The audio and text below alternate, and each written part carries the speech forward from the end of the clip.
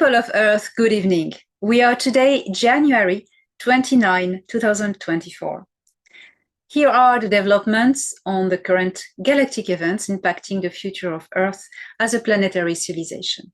And I am delighted to welcome you for this 15th episode of Star Nation News.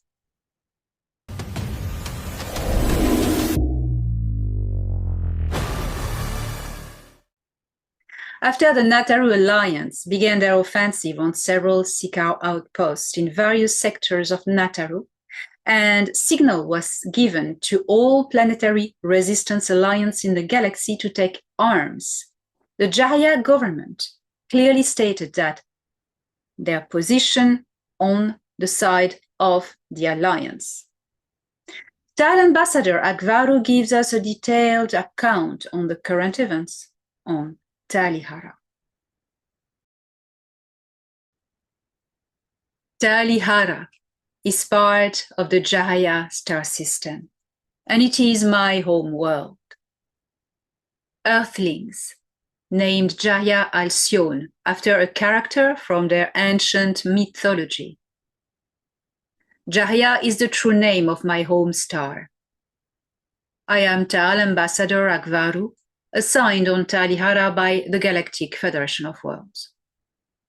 My role is to create diplomatic links between the Taliharu government and the first council of the Galactic Federation of Worlds.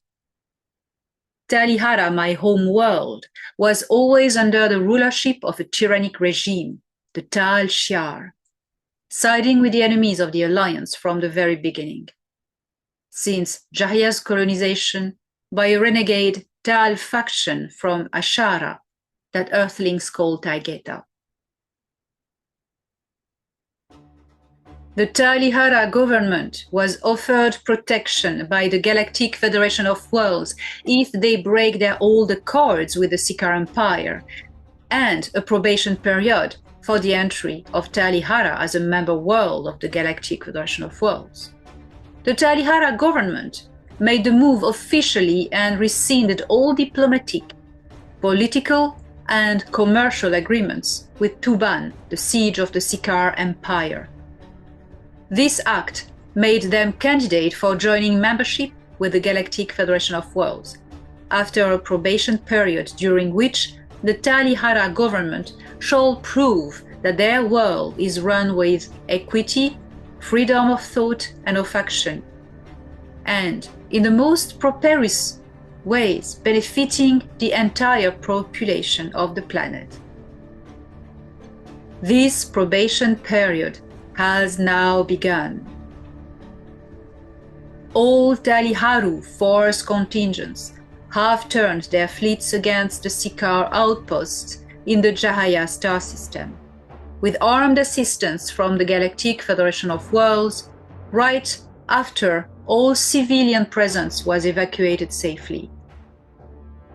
The Galactic Federation of Worlds has an arsenal of immense arcs that they can move around to any star system when there is an urge for evacuating populations in danger of extinction.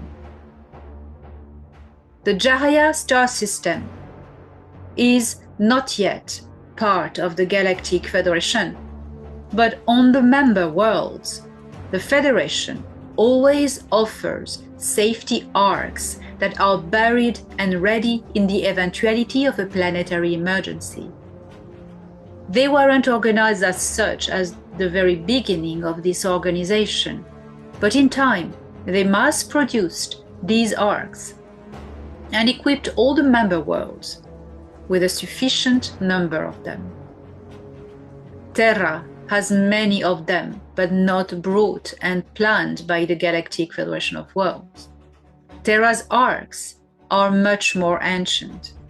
They are the result of different visiting civilizations through time. These were their own arcs, their transport vessels that they left there, on Terra, that you call Earth. Each group of arcs are in the sole custody of their own people, but I know not a great deal about the Terran arcs. Thorhan can talk better about this topic. On every world victim of the Sikaar occupation that were not members of the Galactic Federation of Worlds, but yet under their protection, insurrection has begun. On these worlds, same as what occurred on Earth and on Mars, the Galactic Federation of Worlds set up secret defense programs with positive military organizations, helping them building defense fleets and ground arsenal, providing them with high-tech weapons, and training them in combat against off-world invaders. These are what is called the planetary alliances, such as the Earth Alliance, the Mars Alliance, and so on. Well, with the development of the Sikaar War, after the open offensive of the Galactic Alliance, the planetary resistance cells responded to the signal all over the galaxy. There again, a surprise effect for the Sikaar. Not a good day for them, surely.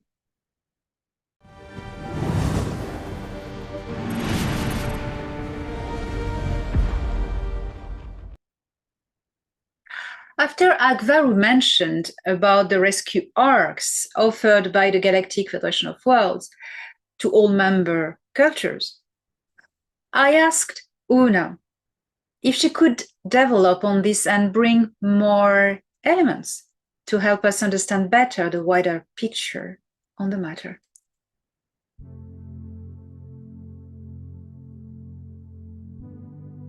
I am Oona, altean emissary for the Cedars. There is nowhere in the universe where life is static, frozen in time. The Anachim know how to play with the rules of the cosmos, but we, Alteans, are deeply committed to respect these rules, for they are natural rules by which all creation abide. On a world newly accepted by a galactic or intergalactic protective and inclusive structure, technological and spiritual support is given to all populations facing mass extinction. Never we give immortality, but instead we offer an extra chance to live, an opportunity for life to thrive and to expand. When for some reason we arrive too late, we still give life a second chance by repopulating the devastated worlds. Always, we will intervene as a last resort, when the rules of evolution will have played out to their full potential. Then, and only then, we will intervene. There is nothing as sad as watching a treasure fade away into an eternal oblivion. The group I am part of, known as the Cedars, keeps a genetic bank of all life in the universe, well as best as we can. The Intergalactic Confederation sends explorers to the far ends of the known universe to check out for new life and new missions to assist the Creator. It is true that we also provide the worlds we visit with a few arcs that will only respond to our own genetics, so that the indigenous cultures may not use these vessels for unfortunate ends. The arcs we provide are not all based on the said world, but when it is possible, we hide them on other planets of their star system or in high orbit. So then, they cannot reach out to them. Only the very people who built these arcs can activate them and pilot them. For example, Alteans can only pilot Altean technology. A Shai can only pilot a Shai technology. Hregu can only pilot Hreg technology, and so on. No one can take over arcs that are not of their genetic link. In the same as the Galactic Federation of Worlds does, we also provide these rescue arcs There will always be a crew following the cycles of incarnation of the planet, and who will stand ready at all times. These crews never reveal their identity. They remain in the protection of the silence and discretion, for they are highly hunted down for their genetic keys. But be reassured. Although until a decade ago the future of Earth remained unstable, events have changed the face of the future. Now the threat of extinction was eradicated, since the Nebu Hive was deactivated and destroyed, the Sikaar expelled, and the Alliance of the Six was dismantled. There is no risk anymore for the population of Earth, and our arcs will resurface from the depths of the earth and the oceans and descend from the sky. For they will be offered to the people of Earth as places of teaching in all domains when the great joining will occur. You will call it the Great Global Civilian Contact. We are rejoicing, for soon we will be together.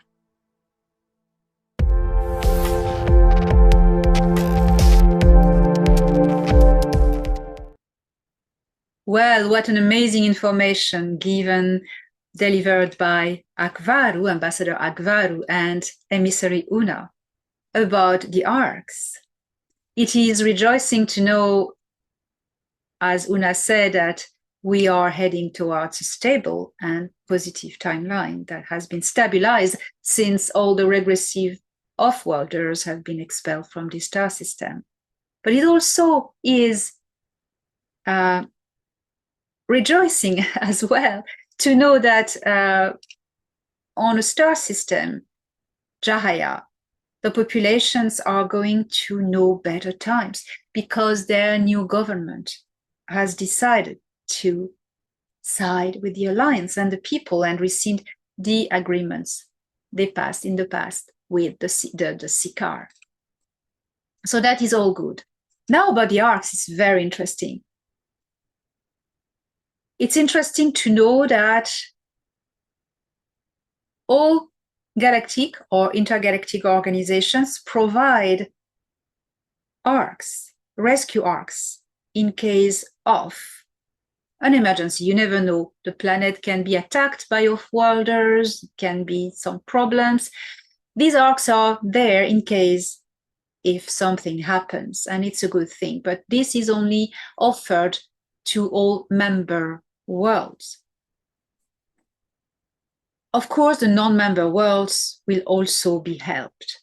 That is what is happening on Earth, but there is no automatic backup arcs because all the arcs that are on Earth were brought, as Akvaaru explained, by people from the Nataru galaxy, colons. So they brought their vessels with all their technology, their supplies, but there was no backup arcs offered by the galactics, the inhabitants of this galaxy.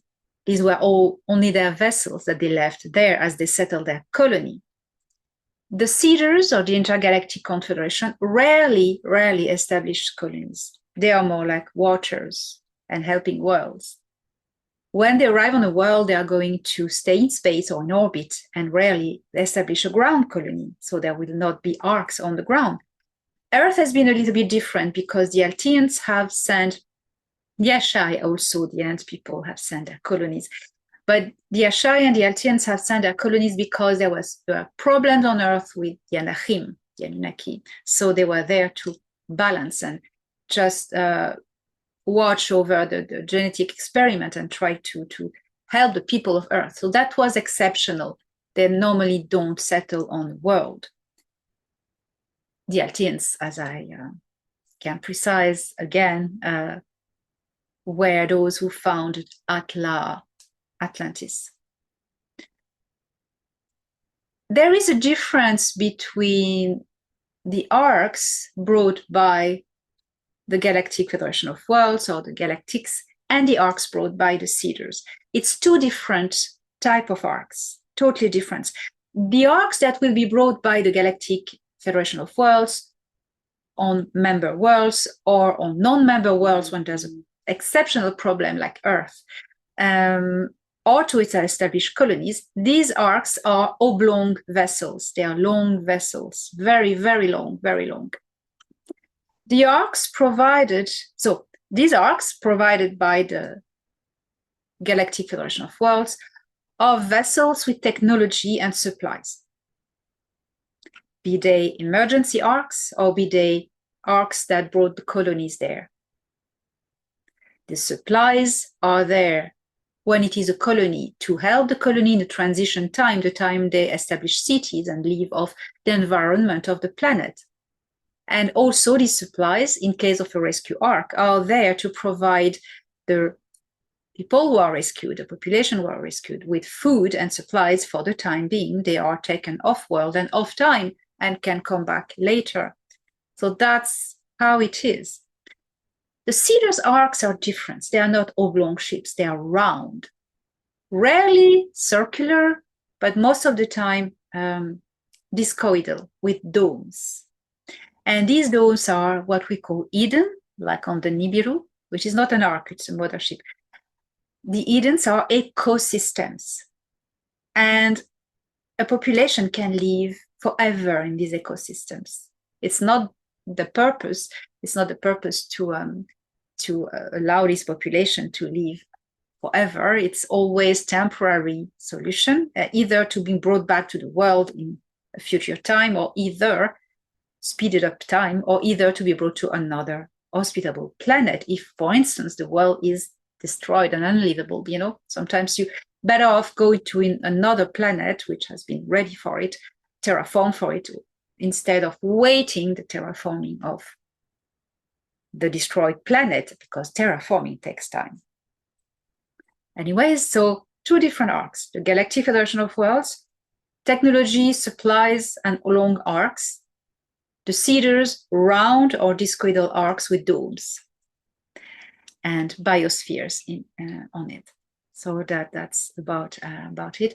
About the crews, that was very interesting. That was very, very interesting.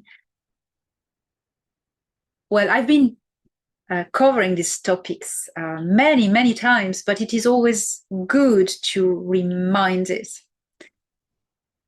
These arcs can only be activated and piloted by the culture who